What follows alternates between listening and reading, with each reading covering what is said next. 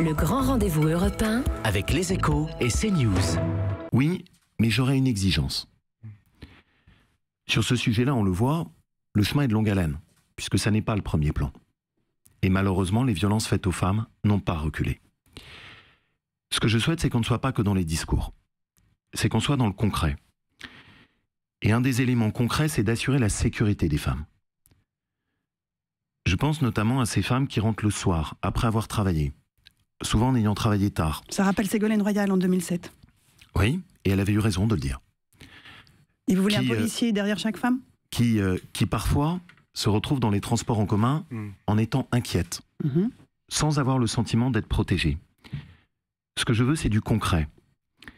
Et le concret que j'attends, c'est qu'on assure la sécurité des femmes, notamment avec plus de forces de l'ordre dans les transports en commun. Dans ma région, si vous me permettez, en Auvergne-Rhône-Alpes, en 10 ans, les atteintes sexuelles aux femmes dans les transports en commun ont été multipliées par 3. Et ce sujet-là, c'est pas une question d'éducation. C'est très bien que dans le plan, il y ait des éléments sur l'éducation à l'école.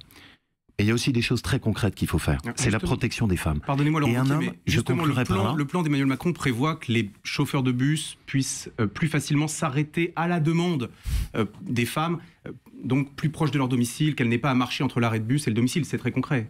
Vous l'avez noté. Ouais. Oui, pardon, mais vous avez noté aussi que ce que je demande est très concret. Le RER, il ne s'arrêtera pas plus près du domicile. Le métro, il ne s'arrêtera pas plus près du domicile. Donc davantage de forces de l'ordre. Ce que je souhaite, c'est qu'il y ait davantage de forces de sécurité et que surtout, que tout le monde comprenne bien qu'un homme qui viole une femme, c'est pas parce qu'il est mal éduqué. C'est parce que c'est un criminel. Et pour lutter contre les criminels, il faut qu'on ait des forces de sécurité.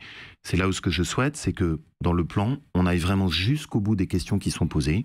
Aujourd'hui, la question urgente, sur laquelle on peut agir si on s'en donne les moyens, c'est assurer la sécurité des femmes. Le grand rendez-vous européen avec Les Échos et CNews.